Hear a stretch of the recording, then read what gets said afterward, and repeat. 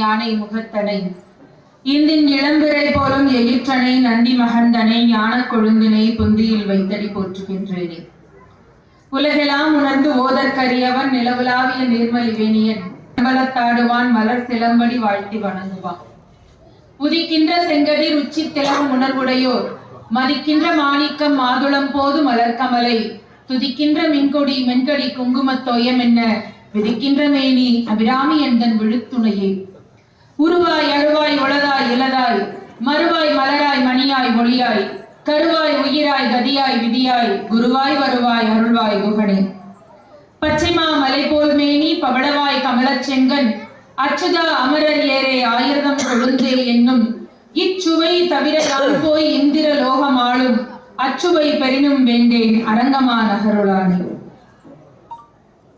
பெருமை மிகுந்த காவேரி பட்டணம் நம்முடைய உடலில் இருக்கக்கூடிய 6 சக்கரங்களை தாண்டி 7வதாக இருக்கக்கூடியதுன்னு ஒரு ஒப்புமை உண்டு. முமுக்ஷு என்று சொல்லுவார்கள். தன்முனைப்பினால இறைவனை அடையறதுக்கு மனிதன் போகக்கூடிய அந்த படிநிலைகள் ஒன்னொன்னு தாண்டி தாண்டி 7வதாக பரமபதத்துல போய் சேருகிறான் மனிதன். அப்படி அந்த இடத்துல கொண்டு வந்து பெருமாளை அவரா பார்த்து இருக்கிறது தான். இப்போ நான் சொல்றேன் பாருங்க, நம்ம வெங்கட்ரமண சுவாமி கோவில் மட்டுமல்ல, நம்ம பூமியில எங்கேயெல்லாம் திருக்கோவில்கள் அமைந்திருக்கிறதோ அதையெல்லாம் மனிதர்களுடைய சங்கல்பத்தினால் அமையவது இல்லை. எந்த திசையை பார்த்து என்ன வடிவத்துல இருக்கணுங்கிறது தெய்வ சங்கல்பம்.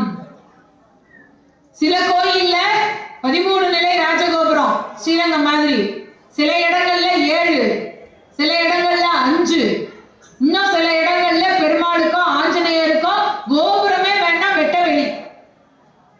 நம்ம மாரியம்மன் திருக்கோவில்கள்லாம் இருக்குல்லம்மா, ஏன் எங்க புதுக்கோட்டை பக்கத்துல, எங்க சிவகங்கை மாவட்டத்துக்கு பக்கத்துல வெயில் உகந்த விநாயகர்னே இருக்கிறாரு. உறையூர் வெக்காளி அம்மனுக்கு மேல கூரை கிடையாது, வைக்க விடாது, அதுவே உத்தரவு போட்டது. அது மாதிரி ஆத்மநாத சுவாமி திருக்கோவில் திருப்பெருந்துறை ஆவுடையார் கோவில்ல மேல லிங்கம் கிடையாது, ஆவுடை மட்டும்தான் உண்டு. அரூபமாக இருந்து தன்னுடைய ரூபத்தை காட்டி மாணிக்க வாசகரை ஈர்த்த தலம் அந்த தலம். எந்த இடத்துல எப்படி இருக்கணும், எப்படி வந்து மக்களுக்கு காட்சி கொடுக்க வேண்டும் என்பதெல்லாம் தெய்வ சங்கல்பம். அப்படி இந்த தலத்துல வந்து பெருமாள் சேருகிறார். அதுல எந்த திசையை பார்த்து இருக்கணும், எவ்வளவு கருணை பாருங்களேன். வீடனன் ஆசையா வாங்கிட்டு வந்த பெருமாள் விக்கிரகம் தான் அது. ஆனா வீடனனுக்கு அதை எடுத்து கொண்டு போய் இலங்கையில வச்சு பூஜை பண்றதுக்கான கொடுப்புனை கிடையாது. ஆனா அதே நேரத்துல வீடனன் மனசு சங்கடப்படக்கூடாதுன்றதுக்காக உன்னைய பார்த்துக்கிட்டே நான் இருக்கேன், நீ போப்பா. குடதிசை முடியை காட்டி முடியை வைத்து குணதிசை பாதம் நீட்டி வடதிசை பின்பு காட்டி தென் திசை இலங்கை நோக்கி. அங்கே இலங்கையை நோக்கி எதுக்காக? வீடனனுக்கு அருள் பண்றதுக்காக இருக்கார். அவ்வளவு ஒரு கருணையாளன். சௌலபியம்னு ஒரு வார்த்தை, வடமொழி வார்த்தையை பயன்படுத்துவார்கள். அதற்கு எளிவந்த தன்மைன்னு பேர் தமிழ்ல. அந்த கருமுகில் மண்ணில கலியுகத்துல நமக்காக வந்து அவதாரம் செய்திருக்கிறது அர்ச்சாமூர்த்தமாக. பெருமக்களே, கலியுகத்திலே பெருமாளை நாம் கும்பிடுவது எல்லாமே அர்ச்சை மூர்த்தம் தான். இந்த விக்கிரகங்கள் அந்த இடத்துல வந்து இன்ன ரூபத்துல இருக்கணும், இன்ன மாதிரி இருக்கணும்னு. ஸ்ரீரங்கத்தை பொறுத்த வரைக்கும் நான் முன்னாடி சொன்ன மாதிரி 7 பிராகாரங்கள் இருக்கு. கோவிலுக்குள்ள சந்திர புஷ்கரணி நீர் தீர்த்தம்னு ஒரு தீர்த்தம் உண்டு. இந்த பக்கம் காவிரி, அந்த பக்கம் கொள்ளிடம். அது ரெண்டும் மாலை மாதிரி சுத்தி இருக்கக்கூடிய ஸ்தலம், அதெல்லாம் தெரியும். ஆனால் கோவில்ல இருக்கக்கூடிய முக்கியமான தீர்த்தத்துக்கு சந்திர புஷ்கரணின்னு தீர்த்தத்துக்கு பெயர் உண்டு. அது சந்திர புஷ்கரணின்னா சந்திரன் மட்டுமல்ல, அது பார்க்கடலினுடைய விச்சம், சொச்சம், அதனுடைய அம்சம். எப்படி பார்க்கடல்ல இருக்கிறாரோ அதனுடைய அம்சம் இருக்கக்கூடிய தீர்த்தம் அந்த தீர்த்தம். மூர்த்தி, தலம், தீர்த்தம் 3 விஷயம் சொல்லுவார்கள் ஒரு திருத்தலத்திற்கு. பெரிய விஷயமாக இருக்கக்கூடியது தல பெருமைன்னு ஒண்ணு உண்டு, மூர்த்தி பெருமைன்னு உண்டு. ஒரு விக்கிரகம் என்று சொன்னால் இது இத்தனை 1000 ஆண்டுகளுக்கு முன்பு வந்தது, சுயம்புவாக வந்தது. இந்த பேரரசர்கள்லாம் இதற்கு வடிவமைத்தார்கள். இந்த மாதிரியான மூர்த்திக்குன்னு ஒரு வரலாறு சொல்லுவார்களே, அந்த சரிதத்திற்கு மூர்த்திக்கான திருத்தலம்க்கு மூர்த்திக்கான பெருமை என்று பெயர். தலம் என்று உண்டு, அந்த ஊருக்கு பெருமை உண்டு. ஸ்ரீரங்கத்துக்கு என்ன பெருமைனா அங்க எல்லாமே பெருசு. பிராகாரம் பெருசு, கோயில் பெருசு, கோபுரம் பெருசு, அங்க பண்ணக்கூடிய பக்ஷணங்கள் பெருசு. நம்ம எல்லாம் 5 சுத்து முறுக்கு வைக்கிறதுக்குள்ளேயே தலை சுத்தி போறோம். கல்யாணத்துக்கு சீர் வைக்கிறோம்லம்மா, 5 சுத்து முறுக்கு, 7 சுத்து முறுக்கு, அதானே? நீங்க ஸ்ரீரங்கத்துல முறுக்கு சீர்வரிசை பார்த்திருக்கீங்கல்ல, நீங்க இவ்வளவு பெருசு இருக்கும். இந்த தாம்பாளத்தோட பெருசு பெருசா இருக்கும் ஒவ்வொரு முறுக்கும். அதை விட எனக்கு ஆச்சரியமா இருக்கிறது, முறுக்குலயே கை முறுக்குலயே சுத்தி முறுக்கு கூட பண்ணி வச்சிருப்பாங்க. எப்படித்தான் செஞ்சாங்களோ தெரியாது. நமக்கெல்லாம் இப்ப அந்த முறுக்கு சுத்துற பழக்கமே போயிடுச்சு. எனக்கு எங்க பாட்டி சொல்லி கொடுத்துருக்காங்க. சின்ன பிள்ளையா இருந்த போது எங்க பாட்டியோட உட்காந்து நானும் தீபாவளி போது முறுக்கு சுத்தி இருக்கேன். இப்ப எங்க பாட்டியே இல்ல, நானும் சுத்துறது கிடையாது. நம்ம தான் ஊர் ஊரா சுத்துறோம். அதனால இதுக்கு மட்டும் பலமா எல்லாரும் சிரிக்கிறீங்க, பரவாயில்ல. உண்மைதான், உண்மையை சொல்லிக்கணும்ல. முறுக்கு சுத்துற பொறுமை போயிடுச்சு. நமக்கு ஆசை இருக்கு, பொறுமையும் நேரமும் பிரச்சனையா இருக்கு. எல்லாமே பெருசுமா. அங்க தோசை பண்ணா பெருசு, எல்லாமே பெருசு. ஸ்ரீரங்கத்துல பெருமாளுக்கு பேரும் பெரிய பெருமாள், தாயாருக்கு பேரும் பெரிய தாயார். அங்க வேலை பார்க்கிறவங்க எல்லாம் பெரிய ஆட்கள், எல்லாமே பெருசு. அப்போ தலத்துக்குன்னு ஒரு பெருமை இருக்கிறது. மூர்த்தி பெருமை தான் நம்ம இவ்வளவு நேரம் பார்த்தோம். தீர்த்தம் அதுக்கு பெருமை என்ன? இதை விட என்ன பெருமை? பார்க்கடலே வந்து அங்க புஷ்கரணியா இருக்குன்னா அதுதானே பெரிய பெருமை. அப்ப தலத்துக்கு பெருமைனா பெருசா இருக்கிறது மட்டுமா பெருமை என்று கேட்டால் அது மட்டும் இல்ல. ஆண்டாள் நாச்சியாரிலே இருந்து, உடையவர் ராமானுஜாச்சாரியாரிலே இருந்து பல பேரும் போய் அங்கே சேர்ந்த தலம் அந்த தலம். எப்பேற்பட்ட தலம்! ரொம்ப பெருமைகள் நிறைய உள்ள தலம் அந்த தலம். ஆத்மார்த்த பக்தி, பிராரத்த பக்தின்னு ஒண்ணு உண்டு. ஆத்மார்த்த பக்தின்னா நாம மனசுக்குள்ளே வச்சு பெருமாளை தியானிப்பது ஆத்மார்த்த பக்தி. பிராரத்த பக்தின்னா என்ன தெரியுமா? நம்ம மட்டும் இல்ல, நம்மோடு சேர்ந்த அடியவர்கள் எல்லாரும் பகவானை பிரார்த்திக்கணும்னு நினைக்கிறது பிராரத்த பக்தி. திருக்கோயிலுக்கு ஏன் வர்றோம்? நம்ம வீடுகள்லயே ஒரு பெருமாள் விக்கிரகத்தையோ ஒரு திருப்படத்தையோ திருவுருவ படத்தையோ வச்சு நாம பூஜை பண்ணலாம் இல்லையா? புரட்டாசி மாசம் தளிகை பண்றோம்ல, சனிக்கிழமை அன்னைக்கு. அந்த தளிகை பண்றது உங்க எல்லாருக்கும் நல்லா தெரியும், நம்ம வீட்டு ஆளுங்க தான் சாப்பிடுவோம். ஆமா தானேம்மா? அதுலயும் அந்த இலையில போட்டிருக்கிற பிரசாதம் வருது, வீட்டு பிறந்த குழந்தைங்க தான் சாப்பிடுவாங்க. மாமா மச்சான் வீடு கூட சாப்பிட மாட்டாங்க, அந்த வீட்டு பிறந்தவங்க தான் சாப்பிடுவாங்க. ஆனா கோயிலுக்கு உற்சவத்துக்குன்னு வந்தா நாம முதல்ல சாப்பிட மாட்டோம். இப்ப நான் பிரார்த்தனை பண்ணியிருக்கேன், கோயில்ல வந்து சக்கரை பொங்கல் செஞ்சு நைவேத்தியம் பண்ணி போடுறேன், ஒரு தயிர் அன்னம் போடுறேன் அப்படின்னா, வீட்டுல செஞ்சா பெருமாளுக்கு நைவேத்தியம் பண்ணிட்டு நம்ம தான் அந்த இலையில உள்ளதை முதல்ல எடுத்து சாப்பிடுவோம். ஆனால் திருக்கோயிலுக்கு வரும் பொழுது நம்ம வீட்டுல குளிச்சு ரொம்ப சுத்தபத்தமாக பட்டினியா இருந்து விரதமா இருந்து செஞ்சு எடுத்துட்டு வருவோம். பசிக்கும். ஆனா கோயிலுக்கு வந்து கைங்கரியம் பண்ணும் போது பெருமாளுக்கு நைவேத்தியம் பண்ணணும், அடியவர்களுக்கு விநியோகம் பண்ணணும். கடைசியில வீட்டுல இருந்து செஞ்சு எடுத்துட்டு வந்த பெண்மணிக்கு அடியில அடிக்கூடு ஆன போலன்னு இத்தினோண்டு தான் கிடைக்கும். உண்மைதானே? முதல்ல சொன்னது ஆத்மார்த்த பக்தி. அது நான் நல்லா இருக்கணும், என் குழந்தைங்க நல்லா இருக்கணும், என் குடும்பம் சேமமா இருக்கணும் அப்படின்னு குலதெய்வமே எங்களை காப்பாத்துன்னு வேண்டுறது, அது ஒண்ணு. அடுத்ததுதான் பிராரத்த பக்திங்கிறது. எனக்கு பசிச்சாலும் பரவாயில்ல, அடியார் திருக்கூட்டம் வயிறு நிறைந்து மகிழ்ந்தால் கூடி இருந்து குளிர்ந்தேலோர் என்பாவாய். ஆண்டாள் போட்ட வார்த்தைகளை யோசிங்களேன்.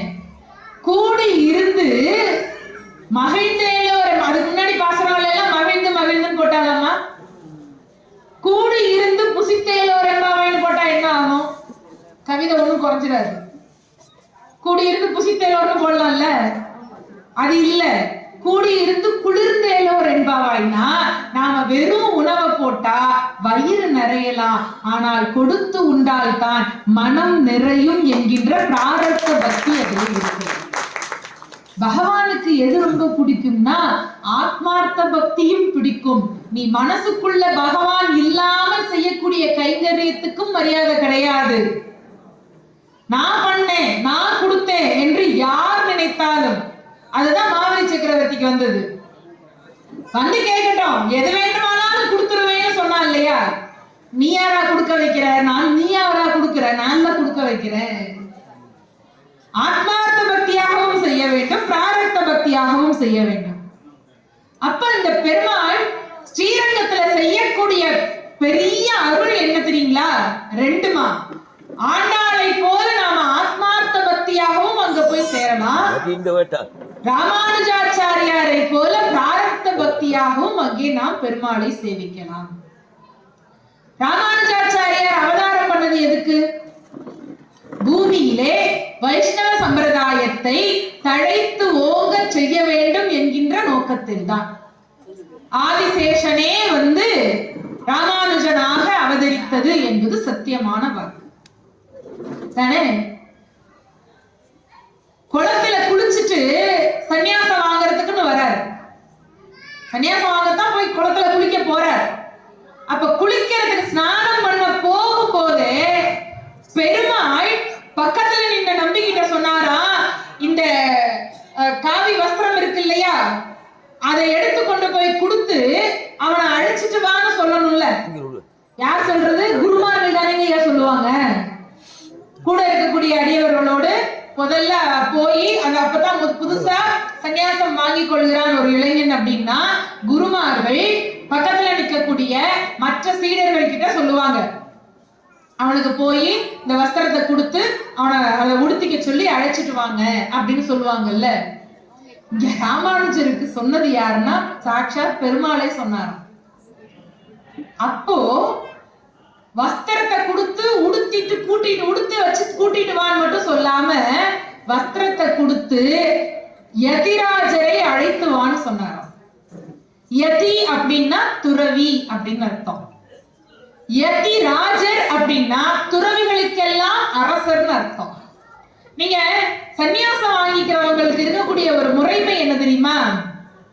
அவங்க பெற்றோர்கள் கிட்ட அவங்க முதல்ல சம்மதம் வாங்கணும். சன்னியாசத்துக்கிட்ட ஒரு ஜாதகம் இருக்கு, இது சன்னியாச ஜாதகம் அப்படின்னு பேரு. பெரியவங்க அதை பார்ப்பாங்க. எல்லாராலையும் அதை வந்து சரியா கடைபிடிக்க முடியாது. இப்ப நம்ம காஞ்சி மடத்துல புது பெரியவா வந்தாங்க இல்லையா, அந்த குழந்தை இந்த இடத்துல படிச்சு நிறைய குழந்தைகளை உருவாக்குவாங்க. வேதம் சொல்லி கொடுத்து அந்த குழந்தைகளை தயார் பண்ணுவாங்க. எல்லா குழந்தைகளுக்கும் அந்த பீடத்துக்கு வர்றதுக்கான அந்த ஆசீர்வாதம்ங்கிறது அமையாது. தெய்வ சங்கல்பம் இருக்கணும். அந்த குழந்தையினுடைய ஜென்ம நட்சத்திரத்துல இருந்து அந்த இதுல இருந்து எல்லாமே இருக்கணும். முக்கியமா பெற்றோர்களுடைய சம்மதம் இருக்கணும். அப்படிதான் அந்த குழந்தை இப்ப பெரியவா வந்திருக்குங்களா அப்படிதான் பண்ணுவாங்க. அதான் முறைமை. வந்ததுக்கு அப்புறமா அவங்களுக்கு அதுக்கான அந்த செய்முறைகள் என்னென்ன செய்யணுங்கிறதெல்லாம் பயிற்சி கொடுப்பாங்க இல்லையா. கொடுத்து முடிச்சு ஸ்நானம் பண்ணி ஆடை உடுத்தி வந்த பிறகுதான் அவங்களுக்கு சந்நியாச நாமம் அப்படின்ற ஒண்ணு அவங்களுக்கு நாமகரணம் பண்ணுவாங்க. பிறந்த போது ஒரு நாமம் வைப்பாங்க. அப்புறமா சந்நியாசத்துக்குன்னு ஒரு பெயர் உண்டு இல்ல, தீர்த்தமாடிட்டு சன்னியாசத்துக்குன்னு அந்த ஸ்நானம் பண்ணிட்டு வந்த பிறகுதானே. ஆனா இங்க எதிராஜர் என்கின்ற திருநாமம் பெருமாள் எப்ப கொடுக்குறாரு? அங்க ராமானுஜர் ஸ்நானம் பண்ணும் போதே இங்க பட்டம் கொடுத்தாச்சு. வித்தியாசம் புரியுதா? நீங்க வந்து ஆசனத்துல உட்கார்ந்த பிறகு பட்டம் கொடுக்கறதுங்கிறது மத்தவங்களுக்கு. ஆனால் ராமானுஜருக்கு ஸ்நானம் பண்ணும் போதே பெருமாள் திருவாயிலே இருந்து பட்டம் வந்தாச்சு. எதிராஜரை அழைத்து வா. அடுத்தது திருக்குறுங்குடி பெருமாளுக்கு ராமானுஜர் மேல ரொம்ப அன்பு உண்டு. ராமானுஜருடைய சீடர்ல ஒருத்தர் நம்பி, வடுக நம்பி. வடுக நம்பி தான் அவரோட அணுக்க தொண்டர். பக்கத்திலேயே இருந்து அவருக்கு வேண்டிய கைங்கரியம் எல்லாம் சேவையெல்லாம் செய்வார். ஒரு நாள் ஸ்நானம் பண்ணிட்டு வர்ற போது நெத்தில திருமண் இட்டுக்கணும்ல, காப்பு. இந்த திருக்காப்பு இட்டுக்கிறதுக்கு அந்த திருமண் இடுற பெட்டின்னு ஒண்ணு உண்டு இல்லையா, அந்த பெட்டி எங்கன்னு ராமானுஜர் வடுக நம்பியை கூப்பிட்டு கேட்கிறார். நம்பி பெட்டியை எடுத்து வா அப்படின்னு சொல்றார். நம்பி அப்பத்தான் இவர் குளிச்சுட்டு தானே இருக்காருன்னு நம்பி வேற பக்கம் போயிட்டார். சுவாமி அதுக்குள்ள குளிச்சுட்டு வந்துருவாரு இவர் எதிர்பார்க்கல. வடுக நம்பி வேற பக்கம் போயிட்டார். ஆனா வடுக நம்பியினுடைய வடிவத்துல பெருமாள் அங்கிருந்து வந்து இந்த நாம பெட்டியை எடுத்து கொண்டு வந்து கொடுக்குறாரு. அதை எடுத்து இவர் எப்பவுமே நம்ம அலங்காரம் பண்ணிக்கும் போது நம்ம குழந்தை பக்கத்துல பெண் குழந்தை இருந்ததுன்னா அதுக்கு நம்ம எல்லாம் காலையில இருந்து பண்ணி விட்டு இருந்தாலும் அம்மா எனக்கு மூஞ்சி காட்டும் பண்ணும்ல. அது மாதிரி இவர் திருமணம் இட்டுக்கும் போது பெருமாள் பக்கத்துல இப்படி பார்த்தாரா, ராமானுஜருக்கு ஆசை, சீடன் தானே மோத்த கட்டுறான்ட்டு அவனுக்கு இட்டு விட்டாரு. இட்டு விட்டா அந்த அலங்காரம் முடிஞ்சு போய் தரிசனத்துக்கு போனா அப்ப நெத்தியில வச்ச அந்த ஈரமான திருமல் மூலஸ்தானத்துல இருந்த பெருமாள் நெத்தியிலையும் அப்படியே இருந்தது. எம்பெருமான் என்று அவருக்கு திருநாமம் வந்தது. சரிங்களா? அடுத்தது, நம்மை எல்லாம் வைஷ்ணவ சம்பிரதாயத்தில் இருக்கக்கூடியவர்களை எல்லாம் தன்னுடைய உடைமைகளாக நினைத்து கொண்டு, நீங்க ராமானுஜர் சொல்லக்கூடிய ஒரு பெரிய தத்துவம் என்னன்னா, துறவு என்பது எப்பொழுதுமே எல்லாத்திலே இருந்தும் விலகுவதுன்னு அர்த்தம் இல்ல, எல்லாவற்றையும் சரியாக புரிந்து கொள்வது என்பதுதான் துறவு. அவருக்கு எல்லா அடியவர்கள் சிஷியர்களையும் புரிந்தது. அப்போ ராமானுஜர் என்ன நினைத்தார்னா, இந்த உடைமைகளை எல்லாம் தென்னரங்கன் செல்வம் முழுதும் திருத்தி கொண்டு வந்தார். நம்ம எல்லாம் சீர்திருத்தினார். என்ன பண்ணாரு? தென்னரங்கனுடைய செல்வங்கள் எல்லாம் நிறைய அங்கேயுமா இருந்ததா, இந்த பெருமாள் ஸ்ரீரங்கம் கோவில்ல இருந்த அந்த நடைமுறைகளை எல்லாம் சரி பண்ணினார். சரி பண்ணி இந்த உற்சவம் இந்த மாதிரி நடக்கணும், இந்த இடத்துல இந்த மாதிரி பூஜைகள் நடக்கணும், இந்த சடங்கு சம்பிரதாயம், இந்த வழிகாட்டுதல் இல்லாமதான் பல இடங்கள் தடுமாறி போகுது. நீங்க ராமானுஜர் 1000 வருஷத்துக்கு முன்னாடி வரலைன்னு சொன்னா இப்போ அந்த நடைமுறைகள் தடுமாறி போயிருக்கும். ஸ்ரீரங்கத்துல இன்னொரு ஒரு பெரிய பெருமை என்னன்னா, கோயில் ஒழுகுன்னு ஒண்ணு உண்டுங்க. நித்தியப்படி பூஜையில ஆரம்பிச்சு உற்சவ காலங்கள் வரைக்கும் என்னெல்லாம் நடக்குமோ, என்னெல்லாம் நடந்ததோ எல்லாவற்றையும் அங்க ஆவணப்படுத்தி வைத்திருப்பார்கள். இப்ப நம்ம திருக்கோவில்கள்ல வர்ற ஒரு குழப்பம் என்ன தெரியுமா, அந்த ஆவணப்படுத்தப்படக்கூடிய முறை பல இடங்கள்ல இல்லாம போச்சு. புதுசு புதுசா யாராச்சும் வந்து அவங்களுக்கு தோணினதை தெரிஞ்சதை சொல்ற போது சர்ச்சைகள் வெடிக்கிறது. எல்லாவற்றையும் ஆவணப்படுத்துவது என்பது ரொம்ப முக்கியம். ஸ்ரீரங்கத்திலே பெருமாள் திருக்கோவில்ல ராமானுஜாச்சாரியார் செய்த புரட்சி ரொம்ப பெருசு. எல்லாவற்றையும் உடமையாக நினைத்தார். அப்படி அதிலெல்லாம் சீர்திருத்தம் செய்ததனால் அவருக்கு உடையவர்னு பேர். சரிங்களா? மகா சரஸ்வதி தேவியே வியந்து போற அளவிற்கு பாஷ்யம் பொருள் எழுதியதால் அவருக்கு பாஷ்யக்காரர் என்று பெயர். அப்படியெல்லாம் திருப்பெயர் கொண்ட அந்த ராமானுஜாச்சாரியார் ஸ்ரீரங்கத்தில்தான் அவர் வந்து சேர்ந்தார். அவருடைய 3 திருமேனிகள்ல தானான மேனி இருக்கக்கூடியது ஸ்ரீரங்கம் தான். மற்ற 2ம் தான் உகந்த மேனியும் தமர் உகந்த மேனியும், ஒன்று ஸ்ரீபெரும்புதூரிலும் இன்னொன்று மேல்கோட்டை என்ற திருநாராயணபுரத்திலும் இருக்கு. தெரியும் இல்லையா? தானான மேனியாக அவர் அமர்ந்திருக்கக்கூடிய திருத்தலம் ஸ்ரீரங்கம் திருத்தலம். எப்படி பிரம்மாவில் ஆரம்பிச்சு அத்தனை ஆழ்வாராதியர்களும் பாடியார்கள். ஆழ்வார்கள்ல 11 ஆழ்வார்கள் மங்களாசாசனம் செய்தது ஸ்ரீரங்கம் பெருமாளைத்தான். மொத்தம் 247 பாசுரங்கள் பாடப்பட்டிருக்கின்றன. தமிழினுடைய எழுத்துக்களும் 247. என்ன பொருத்தம் பாருங்க. 250ஆவும் போகல, 245ஆவும் வரல. அவ்வளவு ஆழ்வாராதியர்களும். தொண்டரடி பொடியாழ்வார் ஸ்ரீரங்க பெருமாளை பத்தி மட்டுமே பாடினார். திருமங்கை மன்னன், அவருடைய இயற்பெயர் நீலன் என்பது. இந்த நீலன் என்கின்ற அந்த மன்னனுக்கு குமுதவல்லிங்கிற பெண்ணு மேல ரொம்ப ஆசை. அவ பெரிய பெருமாள் பக்தை. அவ போட்டா பாருங்க ஒரே ஒரு நிபந்தனை, 2 நிபந்தனை. ஒண்ணு, நீ உண்மையான ஸ்ரீ வைஷ்ணவனாக வாழ வேண்டும். அடுத்தது, தினந்தோறும் 1008 அடியவர்களுக்கு அன்னம் அளிக்க வேண்டும். இந்த 2 நிபந்தனையும் குமுதவல்லி போட்டான். அவன் என்னதான் குறுநில மன்னனா இருந்தாலும் தினம் 1008 பேருக்கு சாப்பாட்டுன்னா அவன் எங்க போவான் பாவம். பெண்கள் போடுற கண்டிஷனையும் கொஞ்சம் யோசிச்சு போட்டிருக்கணும்ல. இதெல்லாம் வந்து பகவத் சங்கல்பம் தான். அப்படி போட்டதுனாலதான், அந்த நிபந்தனை சொன்னதுனாலதான் அவர் கொள்ளையடிக்கிற வேலைக்கு போனார். கொள்ளையடிக்கிற வேலைக்கு போனா பாக்குறவங்க எல்லாம் கொள்ளையடிக்கிறது. திருப்பணிகள் ஒரு பக்கம், தினம் அன்னதானம் ஒரு பக்கம் பிரமாதமா போயிட்டு இருக்கு. இந்த பக்கம் ரொம்ப சூப்பரா, அதை விட கொள்ளை திருப்பணி ரொம்ப சூப்பரா போயிட்டு இருக்கு.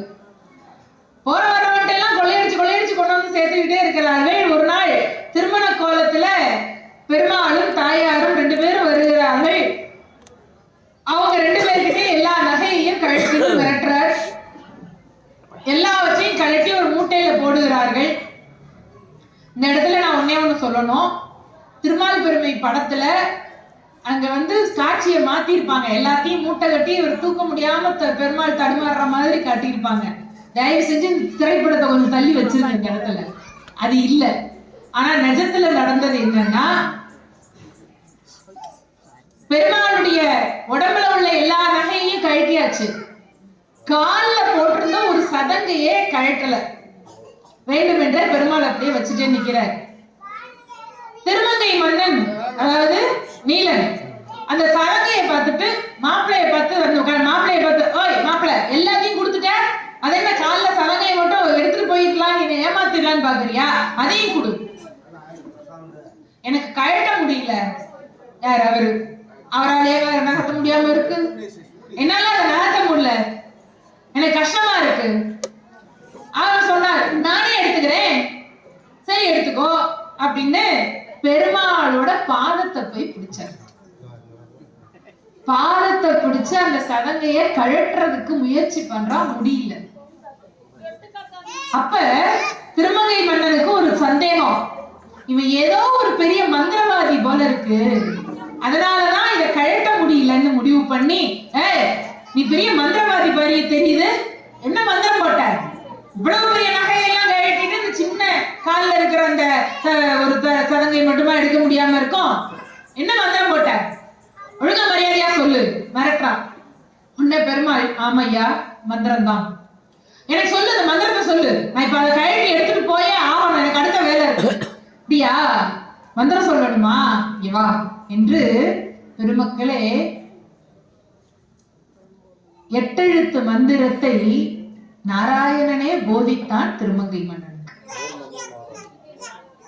ஓம் நமோ நாராயணாய என்கின்ற 8 எழுத்து மந்திரத்தை குரு மூலமாக உபதேசம் பெற்றவர்கள் ஒரு புறம் என்றால், அந்த குருமார்களுக்கெல்லாம் குருமானாக இருக்கக்கூடிய எல்லாம் வல்ல பரபிரம்மம் அவருடைய வாயாலேயே உபதேசம் செய்ய, அந்த உபதேசத்தை கேட்கக்கூடிய பெரும் பாக்கியத்தை திருமங்கை மன்னன் பெற்றதனால் அவன் திருமங்கை ஆழ்வாராக ஆகினான். அவன் செஞ்ச கைங்கரியம் எல்லாம் அப்புறம், அவன் செஞ்ச பாடின திருப்பாசுரங்கள்லாம் அப்புறம்.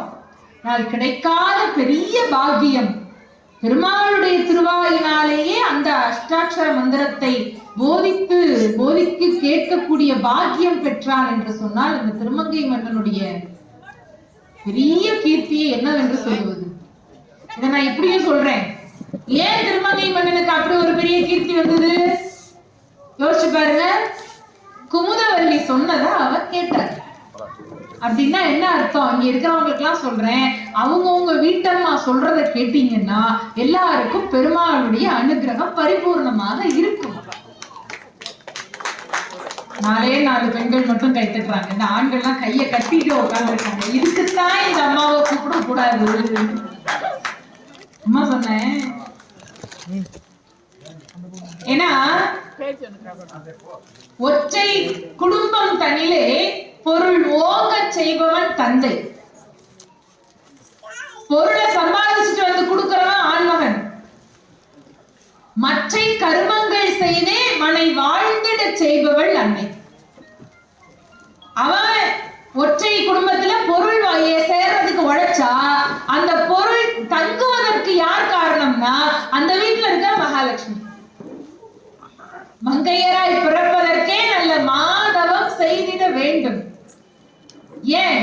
அவர் பங்கைய கைநலம் பார்த்தல்லவோ பாரினில் அறங்கள் வளருதம்மான்னா, பெண்ணினுடைய கைகளை பார்த்து, அதாவது அவ எடுத்து கொடுக்கணும். நம்ம சம்பிரதாயத்துல உண்டு இல்லையாமா, ஒரு நல்ல காரியமா இருந்தாலும் சரி, மூத்தவர்களுக்கு செய்யக்கூடிய பித்திருக்காரியமாக இருந்தாலும் சரி, பத்தினி பக்கத்தில் இருந்து அர்க்கியம் விட்டு அவள் எடுத்து கொடுக்க அந்த மனிதன் செய்யும் பொழுதுதான் அந்த கைங்கரியம் பூர்ணத்துவம் பெறுகிறது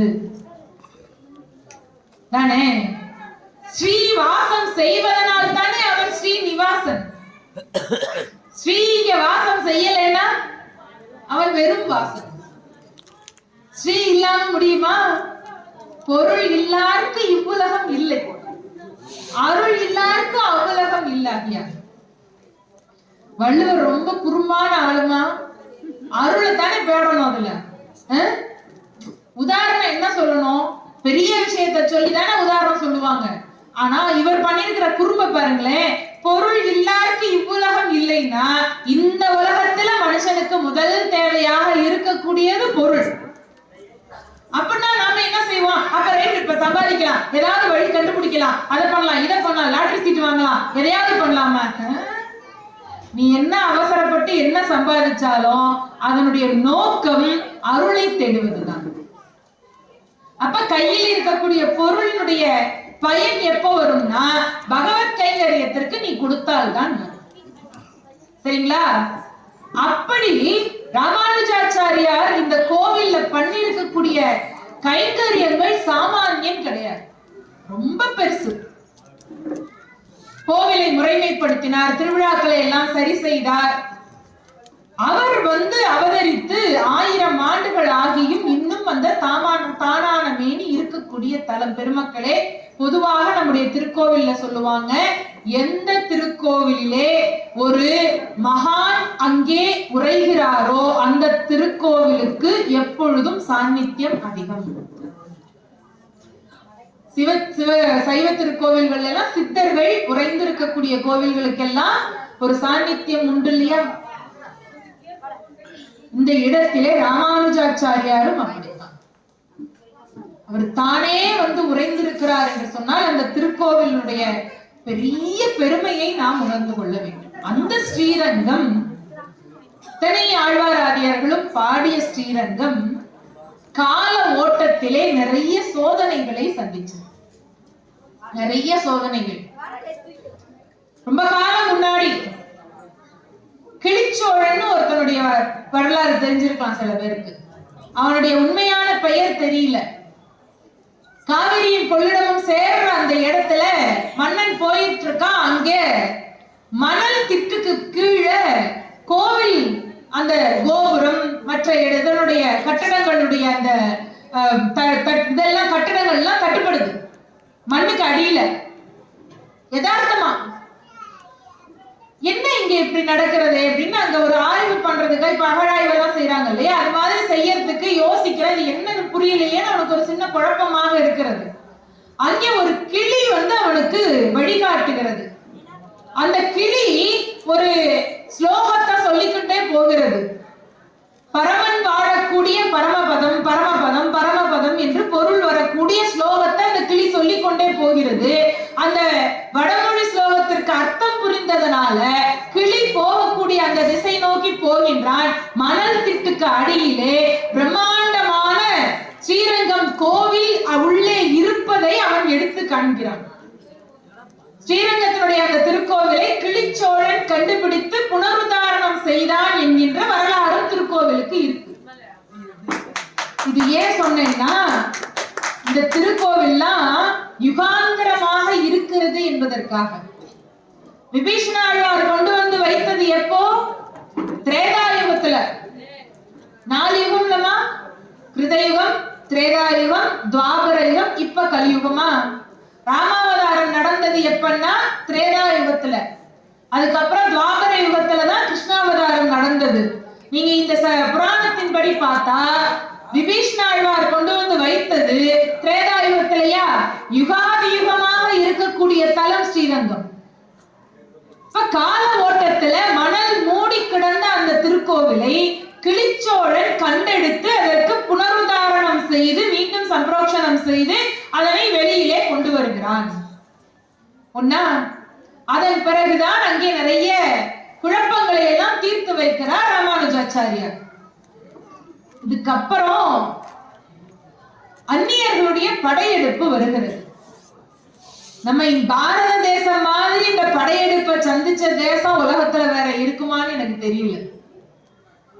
எத்தனை எத்தனை கோடி பொன், எத்தனை எத்தனை செல்வ வளம் இங்கிருந்து கொள்ளையடிக்கப்பட்டிருக்கிறது. கஜினி முகமது 17 முறை வென்றான், 18வது முறை வென்றான். தப்பா பிள்ளைங்களுக்கு சொல்லி கொடுத்துட்டு இருக்கோம். தயவு செஞ்சு அதை விட்டுருங்க. அதாவது மீண்டும் மீண்டும் முயற்சி செய்யறதுக்கு கஜினி முகமது சில பேர் உதாரணமா சொல்லிட்டு இருக்காங்க. தயவு செய்து செய்யாதீங்க. அவன் 17 முறை கொள்ளையடிக்க வந்தான். அவன் ஒண்ணு கைங்கரியம் பண்ண வரல. தெரியாம சொல்லிட்டு இருக்கோம் குழந்தைங்க கிட்ட. 18வது முறை வந்தா முடிஞ்ச அளவுக்கு எல்லாத்தையும் வழிச்சு எடுத்துட்டு போனான். யார உதாரணம் காட்டுவதுன்னு இருக்குங்க. ஆஞ்சநேய மூர்த்திய சொல்லுங்க, எவ்வளவு முயற்சி செய்தார். மகேந்திர மலையில இருந்து பறக்கிறாருமா இலங்கைக்கு. ராம காரியமாக வருகிறார், ராம தூதனாக வர்றோங்கிறதுக்காக அங்க மகேந்திர மலையில காலை வச்சு அப்படி போறாரு. எதிரில வர்ற மலையில மலை அவரை பார்த்து நீ இங்க இடத்துல வந்து உபச்சாரம் பண்றேன், நான் ஏத்துக்கோ என்று சொல்லுகிறது. அப்ப அவர் சொல்ற வார்த்தை என்ன? ராம காரியமாக செல்லுகிறேன், அதில் ஜெயம் வரும் வரைக்கும் அன்ன ஆகாரம் உண்பது இல்லை. சங்கல்பம். நைஷ்டிய பிரம்மச்சாரினா பிரம்மச்சாரி, மன உறுதி. அடுத்தது தாசன் என்றால் தாசன் தான். ஆஞ்சநேயனுடைய புராணம் படி பார்த்தா அவனும் சாதாரணமான ஆள் இல்ல. கேசரி என்கின்ற ஒரு பெரிய வானர சக்கரவர்த்திக்கு பிள்ளை, அஞ்சனை மைந்தன், சிவ அம்சம். அஞ்சனை போய் தவம் பண்ணதுனால திருவேங்கட மலை இருக்கு இல்லையாமா, திருமலை திருப்பதி இருக்குல்ல, அதற்கு பல பெயர்கள்ல ஒண்ணு அஞ்சனாத்ரின்னு பேரு.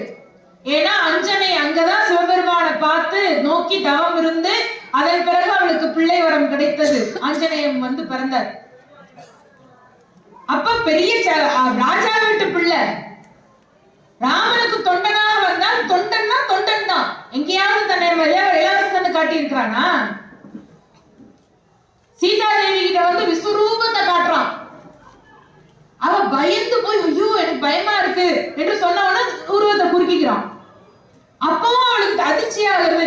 என்னடா நீ அரக்கனா இருப்பியோ, திடீர்னு உருவத்தை விரிச்சுக்கிற, திடீர்னு குறுக்கிக்கிற, எனக்கு ஒண்ணும் புரியலையே, யாரு நீன்னு கேட்ட போது அப்பா ஆஞ்சநேயன் சொன்ன வார்த்தை என்ன தெரியுமா? அம்மா, நானு ராமபிரானுடைய படையில, வானர படையில கடைசி வீரன்மா. கடைசி வீரன். எவ்வளவு பணிவு பாருங்க. இதுல இன்னொன்னு சொல்லட்டுமா? அங்கே இருந்து இலங்கையிலிருந்து ஆஞ்சநேயன் வந்து மீண்டும் வந்து திருவடி தொழுத படலம் எல்லாம் முடியுது இல்லையா சுந்தரகாண்டத்துல. அதுக்கப்புறமும் கூட மத்த அந்த திருவடி தொழுத படலத்துக்கு வர்றதுக்கு முந்தி மீண்டும் இந்த பக்கம் தனுஷ்கோடி கடற்கரைக்கு வருகிறார்கள் இல்லையா. வந்தபோது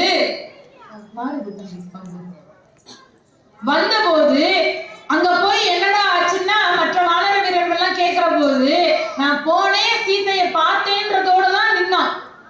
ராமன் கிட்டையும் அவ்வளவுதான் சொன்னா, மற்றவர்கள்ட்டையும் அவ்வளவுதான் சொன்னா. மற்றவர்கள் எல்லாம் அங்க புகையா வர்றத பார்த்து இவன் என்னமோ வேலை பண்ணியிருக்கான்டான்னு இவனா புரிஞ்சுக்கிட்டான். ஒண்ணு. அடுத்தது வீரனன் வந்து சரணாகதி அடைகிறானா, அடைந்த பிறகு இலங்கையை எரியூட்டினதுல இருந்து அக்ககுமாரன் அதிகாரில அத்தனை பேரையும் தரையோட தரையா வச்சு அழுத்தி தேய்ச்சி துவம்சம் பண்ண வரைக்கும் ஆஞ்சநேயர் பண்ணின அத்தனை வீர தீர செயலும் வீரனன் வந்து சொல்லித்தான் ராமன் லட்சுமணன் உள்ளிட்ட அத்தனை பேருக்கும் தெரிஞ்சுது. அது வரைக்கும் தான் போனேன், நான் இந்த மாதிரி பண்ண ஒன்னும் இல்லை. கண்டனன் கற்பனுக்கு அணியை கண்களால், அவ்வளவுதான். வேற ஒண்ணுமே அவர் பேசவே இல்லை. மருந்து மலையை தூக்கி தூக்கி இங்கே அங்கேயுமா எத்தனை முறை போனார். பெருமக்களே, குழந்தைகளுக்கு உதாரணம் சொல்றதுன்னா ஆஞ்சநேய மூர்த்தியை சொல்லணும், கஜினி முகத்தை சொல்லக்கூடாது. அதுக்காக சொல்ல வர்றேன், சரிதானே? அது மாதிரி அந்நியர்களுடைய படையெடுப்பு ஸ்ரீரங்கத்துல நிறைய நடந்தது. ஹைதர் அலியில இருந்து பிரெஞ்சு படையெல்லாம் பின்னாடி வருது, ஆங்கிலேயர் படையெல்லாம் நிறைய வருது.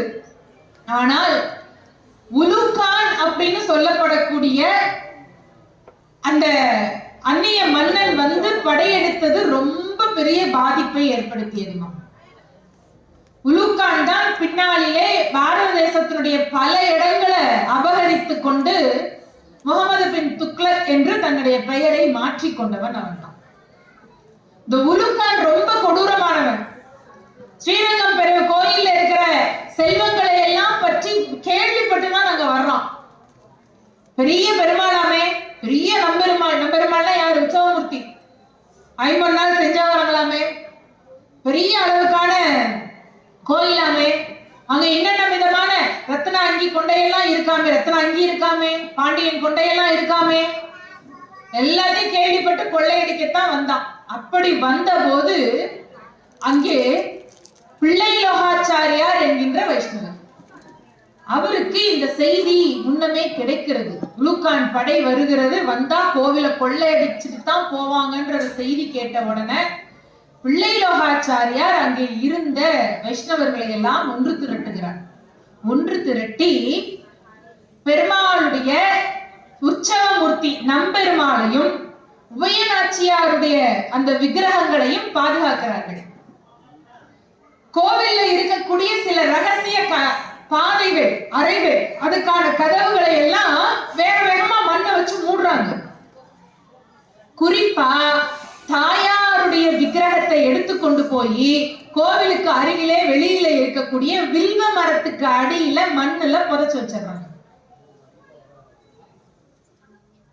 அங்க ரங்கநாச்சியார் எப்படி இருப்பான்னா, அவ ராணி, மகாராணி, ஆனால் படிதாண்டா பத்தினி.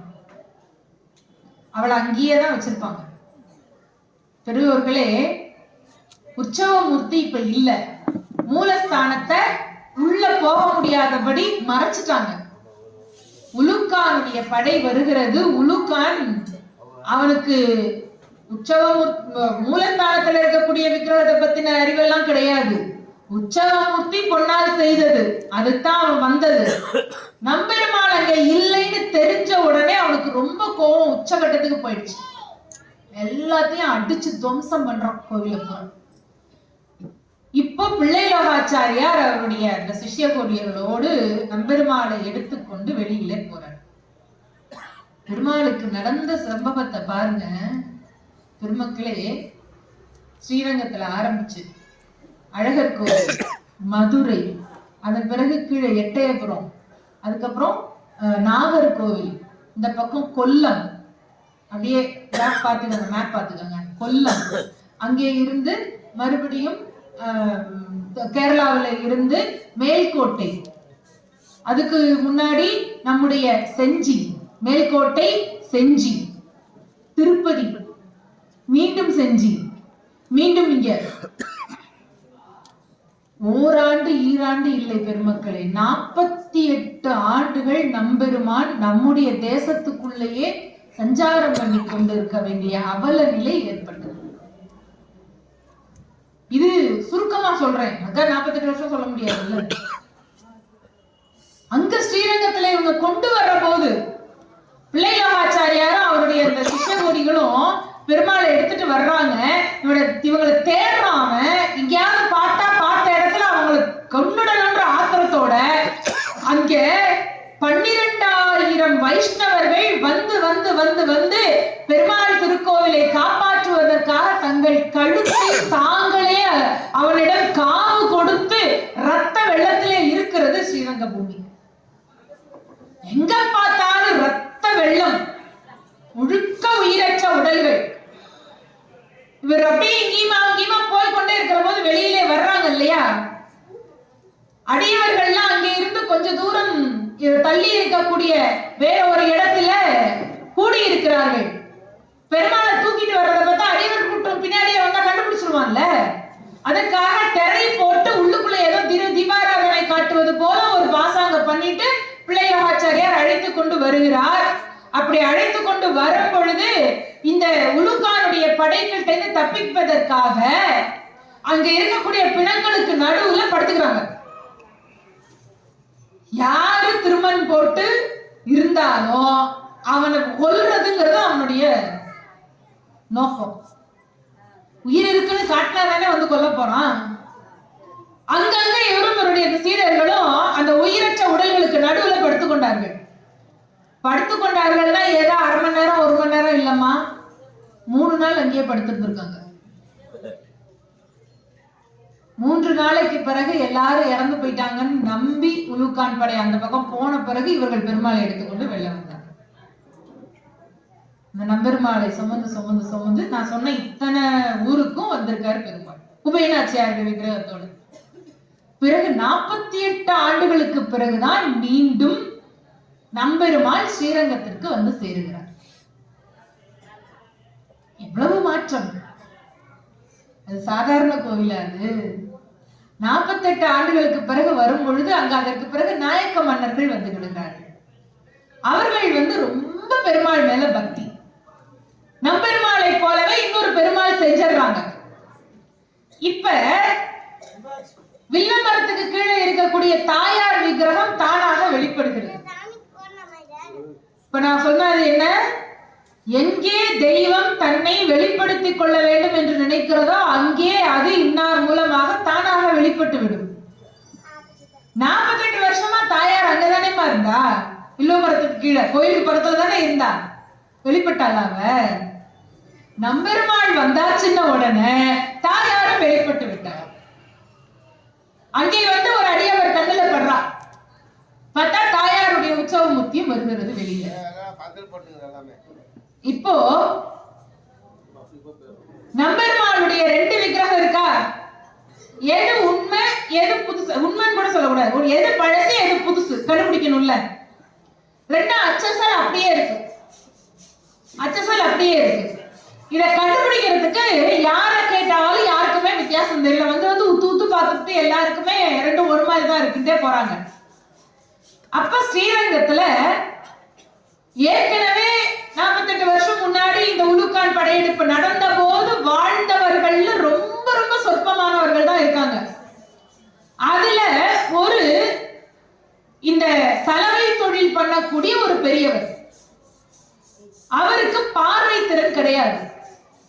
93 வயசு அவருக்கு.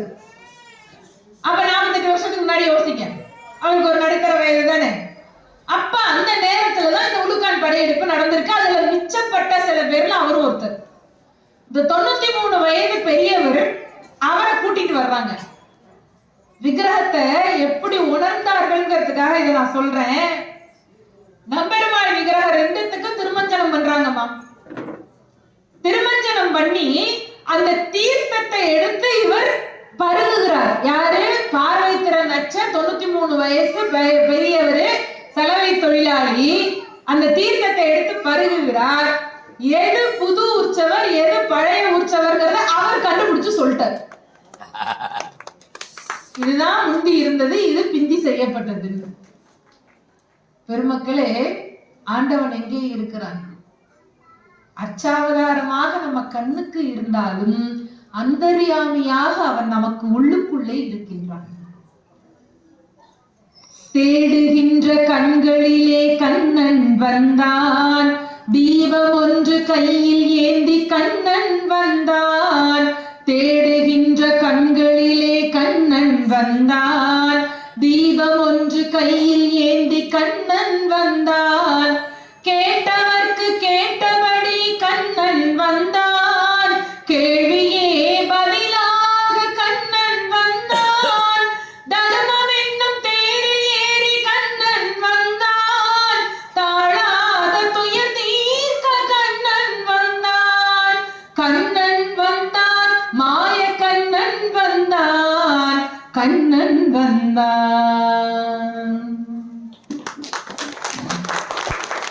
முடவர்களை நடக்க வைக்கும் பிருந்தாவனம், மூடர்களை அறிய வைக்கும் பிருந்தாவனம். முடவர்களை நடக்க வைக்கும் பிருந்தாவனம், மூடர்களை அறிய வைக்கும் பிருந்தாவனம். அறியாத கடையாத கதவிருக்கும் சந்நிதானம், அஞ்சாத சொல்லிருக்கும் சந்நிதானம். எப்படி? அடையாத கதவிருக்கும் சந்நிதானம், அஞ்சாத சொல்லிருக்கும் சந்நிதானம். கேட்டவர்க்கு கேட்டபடி கண்ணன் வந்தான். நீங்க அதுக்கு கண் பார்வை இருக்கணும், பெருசா படிச்சிருக்கணும், அதெல்லாம் இல்லை. நீங்க இன்ன குலத்துல பிறந்திருக்கணும், இன்ன வசதியில இருக்கணும், அதுவும் இல்லை. ஸ்ரீரங்கத்துல தேவதாசிகள் நிறைய பேர் அந்த காலத்துல உண்டு. அதுல ஒருத்தி வெள்ளையம்மா. பல பேருக்கு தெரிஞ்சிருக்கும். இந்த வெள்ளையம்மா அவருடைய கதை ரொம்ப உருக்கமானது. முகமதியர்கள் படையெடுப்புல வந்த அந்த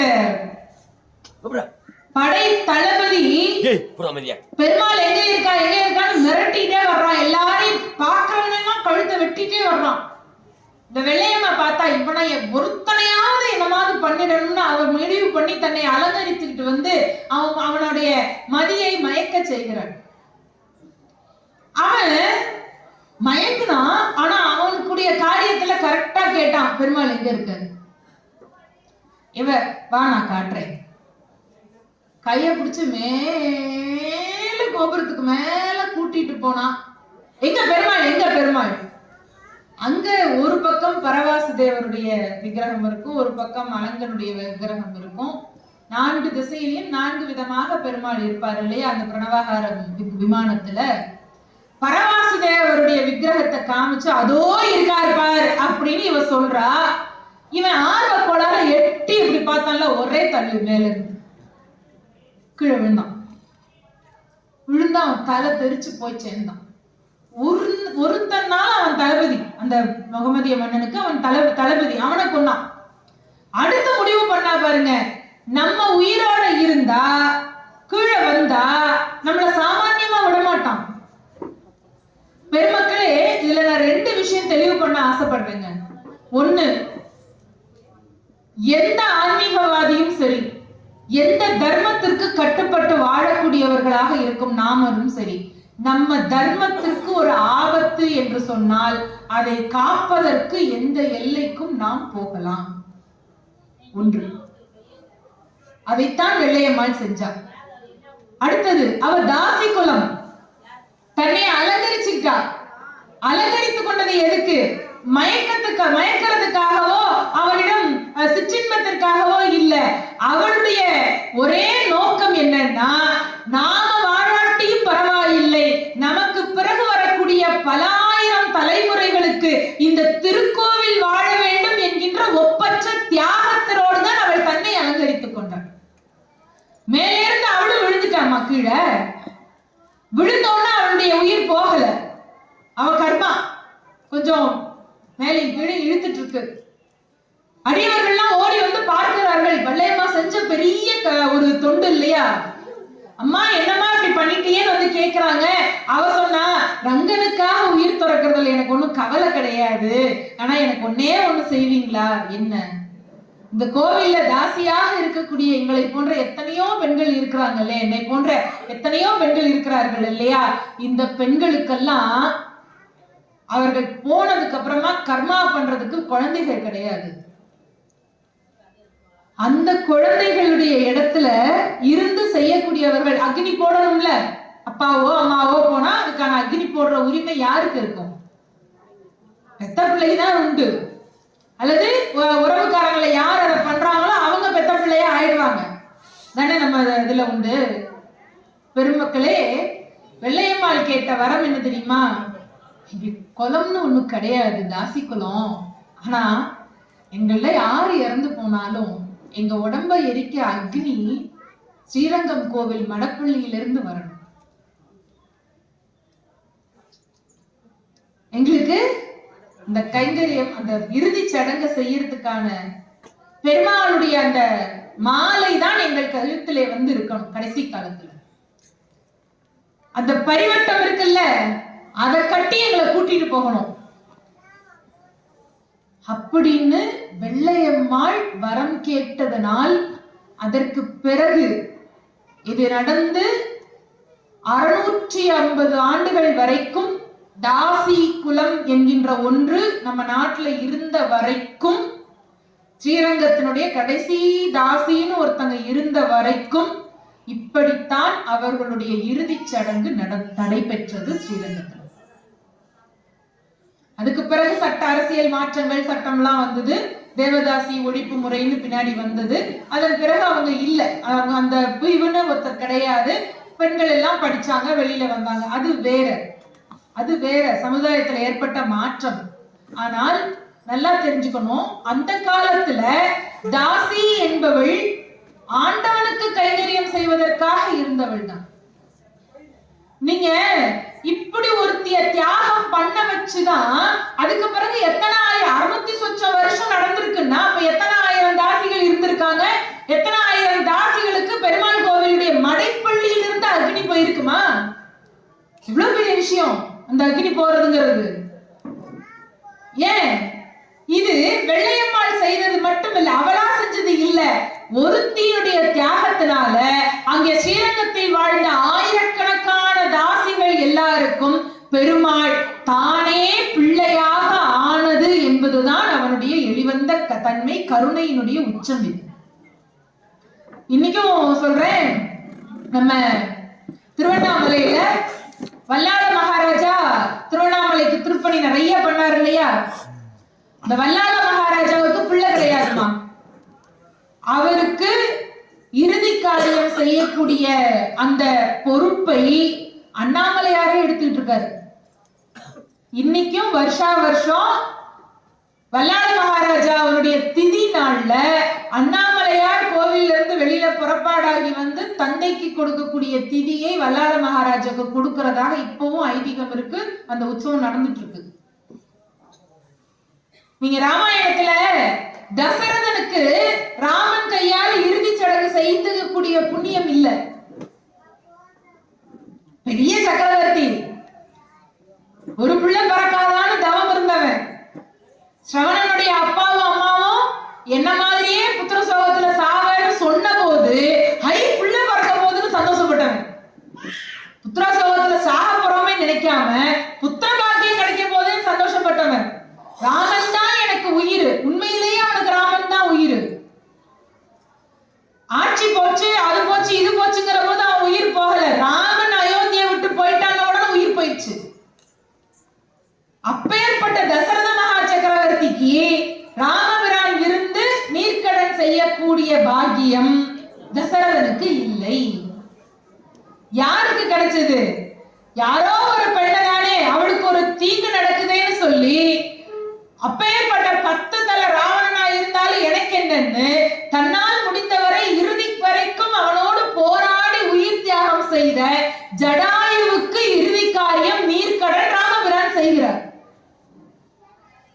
ஜடாயு மனித குலமா? அரச குலமா? ராமனுக்கு பந்துவா? இல்ல, தசரதனுக்கு நண்பன். சபராசுர யுத்தத்துல இவனும் சேர்ந்து போரிட்டோம்னு பின்னாடி சொல்றாரு. ஆனா அதுக்காக ராமபிரான் அவருக்கு இறுதி காரியம் செய்யலமா? ராமபிரான் செஞ்ச காரியம் என்ன? ஒரு பெண்ணுக்கு அநீதி என்று சொல்ல வந்த பொழுது சீதை தசரதனுடைய மருமகள் என்று தெரிந்து ஜடாயு போரிடவில்லை. பெருமக்களே, யாரோ ஒரு பெண்ணுக்கு அநீதி என்றால் அந்த அதர்மத்தை தட்டி கேட்க வேண்டும் என்று துணிந்து சென்று போரிட்டார். யாரெல்லாம் இங்கே அதர்மத்திற்கு எதிராக போரிடுகிறோமோ அவர்களுக்கெல்லாம் ஆண்டவனே பிள்ளையாக வருவான், அவனே காப்பாக இருப்பான் என்பதை காட்டுவது இந்த சம்பவங்கள் எல்லாம். நமக்கு ராமபிரான் ஜடாயுவுக்கு பண்ணாரு.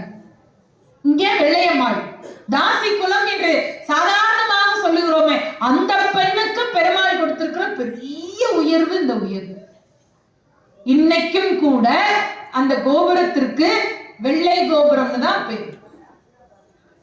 மற்ற கோபுரங்களுக்கெல்லாம் வண்ணம் அடிப்பார்கள், இதுக்கு மட்டும் சுண்ணாம்பு தான், வெள்ளை கோபுரம் தான். அதுக்கு முன்னாடி 2 பேர் உயிர் தியாகம் செய்திருக்கார்கள், 3 பேர். எப்படின்னா, கோவில் நடைமுறையில ஒரு சில குழப்பங்கள் வந்திருக்கு. கோவிலுக்கு சொந்தமான நிலங்களை எல்லாம் அநியாய விலைக்கு குத்தகைக்கு விட்டிருக்கிறார்கள் சில பேர். சரிங்களா? அதை தட்டி கேட்டிருக்கிறார்கள் அப்பாவ ஐயங்கார் என்கின்ற ஐயங்காரும் 2 ஜீயர்களும். அதை தட்டி கேட்டு அந்த நேரத்துல இருந்த அந்த முறைகேடுகளை அவர்களால சரி செய்ய முடியல, பொறுத்துக்க முடியல. பொறுத்து கொள்ள முடியவில்லை என்பதனால் ஸ்ரீரங்கம் கோவில் கோபுரத்திலே இருந்து அவர்கள் விழுந்து தங்கள் உயிரை மாய்த்து கொண்டார்கள். அதுவும் அவர்களுடைய விக்கிரகமும் இந்த வெள்ளை கோபுரத்தில் இருக்கு. ஏன் நான் இவ்வளவு இதா சொல்றேன்னா, ஒரு திருக்கோவில் எழும்பி நிற்கிறது என்றால் நீங்க யோசிச்சு பாருங்க. திரேதாயுகத்திலே உருவான தலம் அந்த தலம். எத்தனை பின்னாடி வந்த ஹைதர் அலி எல்லாம் பீரங்கியவே அங்கேயே வச்சு அவ்வளவு அட்டூழியம் பண்ணியிருக்கான். இடையில வந்த சாஹேப், சாந்தா சாஹேப் என்கின்ற ஒரு மன்னன், அந்த மன்னன் என்ன பண்ணியிருக்கான், அவனுடைய படைகளை எல்லாம் ஊருக்குள்ள எடுத்துட்டு வந்து ராஜ்யத்தை பிடிக்கிறது தானே எனக்கு வேலையா இருந்திருக்கு. மற்ற மன்னர்களை எல்லாம் ஜெயிக்கணும்னு அவன் போரிட்டு வந்திருக்கிறான். அவனுடைய படையில ஒரு ராஜபுதனத்து வீரன் ஒருத்தன் இருந்திருக்கான். அந்த ராஜபுதனத்து வீரன் 1000 வீரர்களுக்கு தலைவனாக இருந்திருக்கிறான். யாரு? இந்த சாந்தா சாஹேப்பினுடைய படையில ராஜபுதனத்து வீரன் ஒருத்தன் படை தளபதியா இருந்திருக்கிறான். மன்னன் யாரு? இவனுக்கு உத்தரவு போடுறவன் தான். அவன் ஊர்ல உள்ள ராஜாக்களை எல்லாம் ஜெயிச்சுட்டே வந்துட்டு கோவிலுக்குள்ள வர்றான், ஸ்ரீரங்கம் கோவிலுக்குள்ள. அப்ப அவனுக்குள்ள இருக்கு, அவன்கிட்ட பணிபுரியிற அந்த ராஜபுதனத்து வீரன் சொன்ன வார்த்தை, மன்னா, நான் உங்களுக்கு கீழ்ப்படிந்தவன் தான், உங்கள் படையில இருக்கக்கூடிய வீரன் தான், அரச ஆணைக்கு கட்டுப்பட வேண்டியவன் தான். ஆனால் அரச ஆணையை விட எனக்கு பெரியது ஆண்டவன் கைங்கரியம். ஏன் நான் உங்கள் படையிலே இருந்து பணிபுரிந்து கொண்டிருக்கிறேன் என்றால், நீங்கள் மற்ற ராஜாக்களை எல்லாம் போர் புரிந்து வீரத்தினால ஜெயிச்சு ராஜ்யத்தை நீங்க பறிச்சுட்டு இருக்கீங்க, அது பரவாயில்லை, அது அரசியல்ல நடக்கக்கூடியது. ஆனால் எந்த ஆன்மீக தலத்தையும் நீங்கள் சிதைக்கவில்லை. ஒருவேளை நீங்க இந்த ஸ்ரீரங்கத்துக்குள்ள வந்து பெருமாள் கோவில்ல கை வச்சு இந்த தலத்தை சிதைக்க எண்ணினால் நானே உங்கள் தலையை சிதைக்க வேண்டி வரும் என்று மன்னனை நோக்கி எதிர்த்து பேசினா ராஜபுதனத்துக்கு. அரச ஆணை முக்கியம், வேலை பார்க்கறதெல்லாம் முக்கியம், ஆனால் அதை விட பெருசு என்ன? ஆண்டவன் கைங்கரியம், ஆண்டவன் திருக்கோவில். நீங்க இப்போ நம்ம தென் தமிழகத்துல காளையார் கோவில்னு யோசிச்சா என்ன ஞாபகத்துக்கு வருது? மருது சகோதரர்கள் ஞாபகத்துக்கு வராங்களா? அவங்கள பிடிக்கவே முடியல வெள்ளக்காரனால, எங்கெல்லாமோ ஓடினார்கள், அங்க காட்டுக்குள்ள அவங்கள தேடி பிடிக்கவே முடியல அவனால. கடைசியில போட்டான் ஒரு நிபந்தனை, நாளைக்கு காலையிலக்குள்ள சரணடையலைன்னா காளையார் கோவில் கோபுரம் தகர்க்கப்படும் பீரங்கி வச்சு. மருது சகோதரர்கள் தானாக வந்து சேர்ந்தார். பெருமக்களே, ஆங்கிலேயன் நினைச்சிருப்பான் இன்னைக்கு நம்ம எப்படி ஒரு சமத்காரமா சாமர்த்தியமா மருது சகோதரர்களை பிடிச்சிட்டோம் இல்லையா, அவங்கள தூக்குல போட்டோம் இல்லையா, ஜெயிச்சிட்டோம் இல்லையா அப்படின்னு அவன் நினைச்சிருப்பான். ஆனால் மருது சகோதரர்கள் தோற்கவில்லை. அவர்கள் நம்முடைய ஆன்மீகத்தை காத்ததன் வாயிலாக இன்றைக்கும் வாழ்ந்து வென்று கொண்டிருக்கிறார்கள்.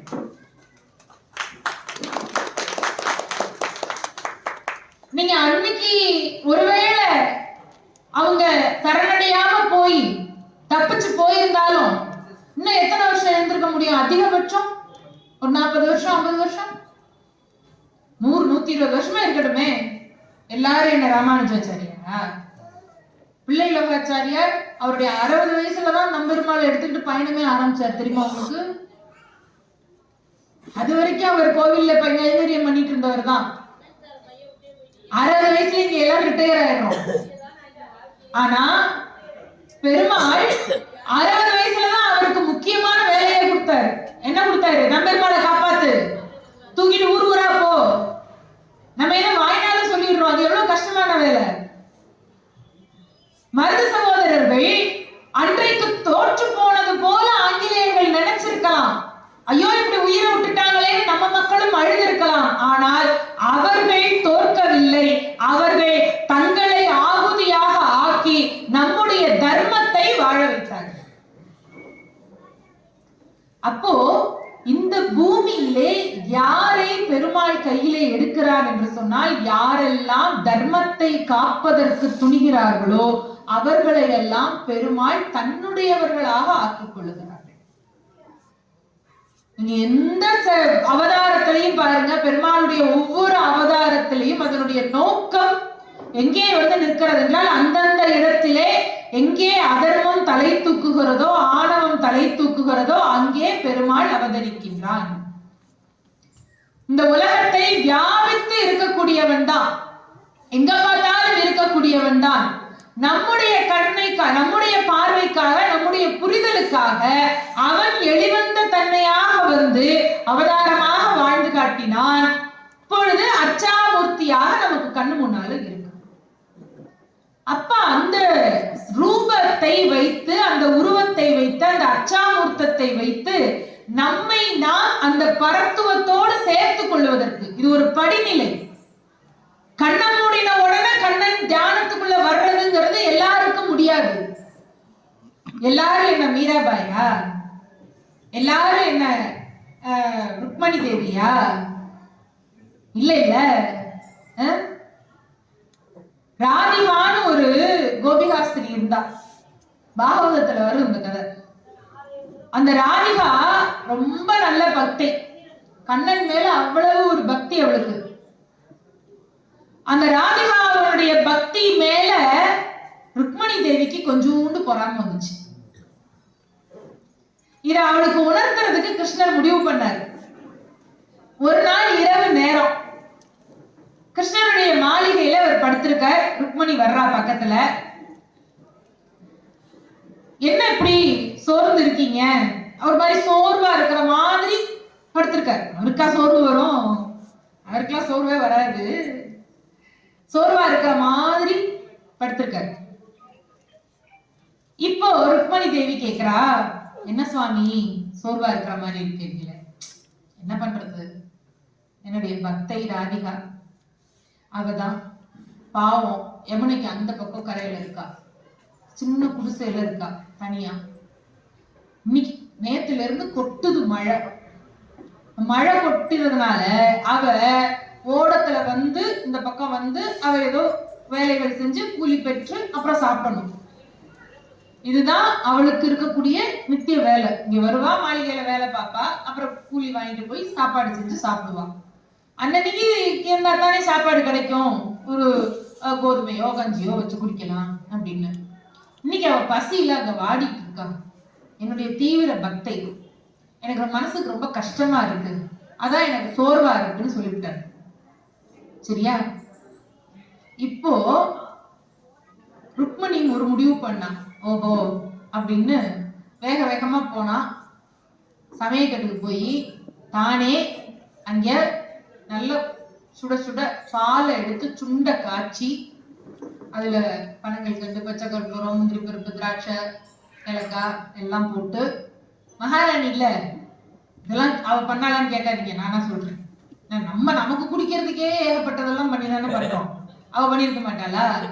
சரி, எல்லா பாலை நல்லா சுண்ட காய்ச்சி இத்தனை வாசனையும் போட்டு இத்தனையும் பண்ணி ரொம்ப அற்புதமா அப்படியே அமிர்த மாதிரி பாலை காய்ச்சி வெள்ளி சொம்புல தோண்டி, செம்பு கூட தோண்டி அதுல எடுத்துட்டு வீரர்களை கூப்பிட்டா, படகை எடுனா.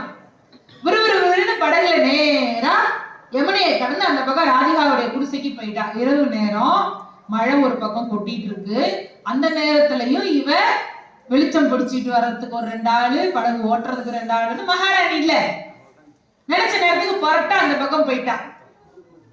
போனா ராதிகா குளிர்ல அப்படியே நடுங்கி குடிசை கதவை சாத்திட்டு உள்ள பதுங்கி உட்காந்துருக்கா. ஒத்த தீபம் இருக்கு, கிருஷ்ணருடைய ஒரு விக்கிரகம், அதுல அந்த பொண்ணு உட்காந்துருக்கா. கதவை தட்டா ருக்மணி. திறந்து பார்த்தா ராதிகாவுக்கு அதிர்ச்சி. இந்த குடிசைக்கு மகாராணி வந்து நிக்கிறாரு. ஐயோ அம்மா, என்னம்மா சொல்லி அனுப்பிச்சா நான் ஓடி வந்திருப்பேனேம்மா அப்படின்னு. எந்த பாருமா, உன்னோட உபசரிப்பு, உள்ள வாங்கம்மா உட்காருங்கம்மா. இந்த உபசரிப்புக்குலாம் எனக்கு நேரம் கிடையாது. என்னம்மா பண்ணணும்? அங்க அவர் சோர்ந்து இருக்காரு. ஐயோ பகவானுக்கா இவர் யார்? ராதிகா. அதுக்கு என்ன பண்ணணும்? நீ பசியா இருக்கியாமே, அவருக்கு சோர்வா இருக்கு, அதுக்கு இந்த பாலை காய்ச்சி கொண்டு வந்திருக்கேன், இதை குடிச்சிடு. உனக்கு பசி போச்சுன்னா அவர் அங்க தெம்பாயிடுவார் சொன்னாலா. இவன் என்ன பண்ணோம், சிஷு பகவானுக்கே சோர்வா இருக்கான்னு மடக்குன்னு வாங்கினா மெம்பளன்னு குடிச்சிட்டேன். இது ஒரு தோண்டி பால், ஒரு 2 லிட்டர்னு வச்சுக்கோமே, குடிக்க முடியுமா? குடிச்சிட்டாமா, அப்பா வேலை முடிஞ்சுது அப்படின்னு மறக்காம வெள்ளி தொண்டிக்கு வாங்கிட்டு ருக்மணி வீட்டுக்கு வந்துட்டான். மாளிகைக்கு வரலாம். இங்க வந்து பார்த்தா கிருஷ்ணருடைய உடம்பெல்லாம் கொப்பளமா ஆயிடுச்சு. என்னடா இது, தலைவலி போய் திருகுவலி வந்த மாதிரி, சோர்வா இருக்கும் போதே விட்டுருக்கலாமோ? காலையில சரியா இருப்பாரோ? மேனி எல்லாம் அப்படி கொப்பளம் கொப்பளமா வந்திருக்கு. இப்படி எல்லாம் வரவே கூடாதே, வரவே வராதே. என்னாச்சு சுவாமி, என்னாச்சு சுவாமி? அவர் உடனே கேட்டார், நீ என்ன பண்ண அதை சொல்லு. நீங்க தான் ராதிகா பசியா இருக்கான்னு சொன்னீங்கல்ல, அதனால பால் காய்ச்சி எடுத்துட்டு போனேன். ஆமா போனேன். அப்புறம் கதவை தட்டினேன், அவ வந்தா, நீங்க சோர்வா இருக்கீங்கன்னு சொன்னேன், பாலை வாங்கி மலமலன்னு குடிச்சா அப்படின்னு. அப்படியா, நல்ல சூடா இருந்ததோ பால்? ஆமா சுவாமி. நீ கொடுத்த, அதுவும் நான் சோர்வா இருக்கேன் உடனே பாலோட சூட்டை பத்தி கூட கவலைப்படாம அவ வாட்டுக்கு வாங்கி மலமலன்னு உள்ள குடிச்சாளா? இங்க என் நெஞ்சத்துல ராதிகாவனுடைய மன்னிக்கணும், ராதிகாவனுடைய நெஞ்சத்துல என் பாதம் இருக்குமா? நான் அங்க அவளுடைய மனசுல இருக்கேன். அவ சுட சுட பாலை ஊத்த அது பூரா என் மேல பட்டு எனக்கு எல்லா பக்கமும் கொப்பளமா வந்துருச்சு. யாரு? கிருஷ்ணர் சொன்னதாக ஒரு பாகவதம் கதை உண்டு. பெருமக்களே, இது ஏதோ வெள்ளி தோண்டியில காட்சி எடுத்துட்டு போனாளா, பச்சை கற்பூரம் போட்டாளா, ஏலக்காய் பிடிச்சு போட்டாளா? இது இல்ல. அதுல முக்கியமான விஷயம், பகவானுக்கு எது பிடிக்கும் என்றால் அவனை ஆத்மார்த்தமாக நேசிக்க கூடியவர்கள் எங்கே இருந்தாலும் அவங்கள பிடிக்கும். நமக்கு என்ன பாடம் அப்படின்னா ஒன்னே ஒண்ணுதான். வைகுண்ட ஏகாதசிக்கு வந்திருக்கோம், நம்ம இந்த மூலையில உட்கார்ந்துருக்கோமே, கவலையே படாதீங்க. இன்னைக்கு இந்த வைகுண்டத்துல இருக்கக்கூடிய பெரிய பாக்கியம் நமக்கு கிடைச்சிருக்கு. இந்த நேரத்துல இந்த சத்விஷயத்தை பேசக்கூடிய பாக்கியம், கேட்கக்கூடிய பேரு நமக்கு கிடைச்சிருக்கு. நம்ம முதல்ல போய் நின்று பெருமாளுக்கு பக்கத்துல நின்னாத்தானா அப்படின்னா அப்படி ஒண்ணும் கட்டாயம் எல்லாம் இல்ல. வாய்ப்பிருந்து போய் தரிசிச்சா அந்த திருமேனி அழகை நம்ம கண்ணுக்குள்ள வாங்கிக்கிறதுக்கு தான் நம்ம கிட்டக்க போகணுமே தவிர, நம்முடைய மனதை பெருமாளுக்கு உணர்த்துவதற்கு நீங்கள் உலகத்தின் எந்த மூலையில் இருந்தாலும் எந்த இடத்தில் இருந்தாலும் அவனை மனதில் தியானித்தால் போதும். ஆத்மார்த்த பக்தி முதலிலே தேவை அவனுக்கு. ஆத்மார்த்த பக்தியை அடுத்தவர்களுக்கும் உணர்த்துவதற்கு பிராரப்த பக்தி அடுத்ததாக கைங்கரியமாக செய்ய வேண்டியது. இது இரண்டுக்கும் உதாரணமான தலமாக இருக்கக்கூடியது ஸ்ரீரங்கம். அதனால்தான் சொர்க்க வாசல் என்று அந்த இடத்திற்கு சொல்லுகிறார்கள். பூலோக வைகுந்தம் என்று அதற்கு திருப்பெயர் என்று சொன்னால் யுகாந்தரமாக இருக்கக்கூடிய திருத்தலம் கோயில் என்று வைஷ்ணவர்கள் சொன்னாலே அது ஸ்ரீரங்கம் தான் என்றால் அது பார்க்கடலுக்கு ஒப்பானது, வைகுந்தத்திற்கு ஒப்பானது. பெருமாள் எங்கும் பரபிரமமாக இருக்கக்கூடியவன் நமக்கு புரிவதற்காக அங்கே அச்சாமூர்த்தியாக வந்திருக்கின்றான் என்பதனால், அதனால் தான் இத்தனை இடர்பாடுகள், இத்தனை படையெடுப்புகள், இத்தனை அழிவுகளையும் தாண்டியும் இன்னும் அந்த ஸ்ரீரங்கம் அதே சாநித்தியத்தோடு ஓங்கி உலகளந்து விழுக்கிறது என்று சொன்னால் அது மனிதர்களுடைய முயற்சியால் அல்ல, சாட்சாத் மகாவிஷ்ணுவினுடைய அருளால் அனுகிரகத்தினால் அது நித்தியமாக இருக்கிறது. இதை இப்படியும் நாம யோசிக்கலாம். இத்தனை யுகங்களில் இவ்வளவு பேர் எதிர்ப்புகளை தாண்டி ஒரு திருக்கோவில் தலை நிமிர்ந்து நிற்கிறதே, நாம் வரக்கூடிய சோதனைகளை எல்லாம் தாங்கிக் கொண்டு பெருமாளை சரணடைந்தால் நம்மை தலை நிமிர வைக்க மாட்டானா என்ன? நாம அப்படித்தானே எடுத்துக்கணும். எத்தனை சோதனை, எத்தனை சிக்கல்கள் வந்தாலும் நம்பிக்கையோடு அவனை வழிபட்டால், எப்போதும் அவனுடைய பாதார விந்தங்களை நம்முடைய மனதிலே இருத்தினால், எந்த கோபிகாஸ்திரி நினைத்தாலும் அங்க போய் கிருஷ்ணன் நிற்கிறான்னு சொன்னா நம்ம ஒவ்வொருத்தருடைய இதயங்களிலும் வந்து வாழ்வதற்கு பகவான் தயாராக இருக்கின்றான். அவன் நமக்கு பெரிய ஆனந்தத்தை தரக்கூடியவன். மகிழ்ச்சி வேற, ஆனந்தம் வேற. வெளியிலிருந்து வரக்கூடியது மகிழ்ச்சி, உள்ளுக்குள்ளேருந்து வரக்கூடியது ஆனந்தம். ஆக வெளியிலிருந்து வரக்கூடிய புறச்சூழல்கள் மாறிக்கொண்டே போனாலும் உள்ளுக்குள்ளே நம்முடைய மனதுக்குள்ளே அரங்கனை குடிக்கொண்டால் அது ஆனந்தத்தை தரும். இப்படியும் சொல்லலாம், நாம் ஆனந்தமாக அவனை வழிபட்டால் அரங்கன் வந்து நம்முடைய மனதிற்குள் குடிகொள்ளுவான் என்பதனால் ஆனந்தம் அருளக்கூடிய அரங்கனை எப்போதும் நாம் எல்லோரும் வழிபடுவோம். வைகுண்ட ஏகாதசியை போல மட்டுமல்லாமல் மற்ற நாட்களிலும் இறைவனை எப்பொழுதும் நம்பிக்கையோடு வழிபடுங்கள்.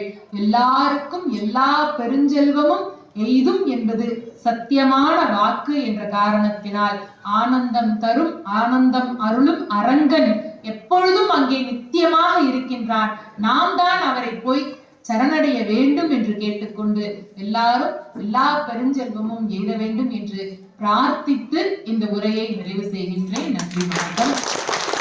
அஞ்சிலே ஒன்று பெற்றான், அஞ்சிலே ஒன்றை தாவி, அஞ்சிலே ஒன்றாராக ஆறுயிர் காக்க ஏகி, அஞ்சிலே ஒன்று பெற்ற அணங்கை கண்ட ஏலாரூரில் அஞ்சிலே ஒன்றை வைத்தான், அவன் நம்மை அழித்து காப்பான். நன்றி.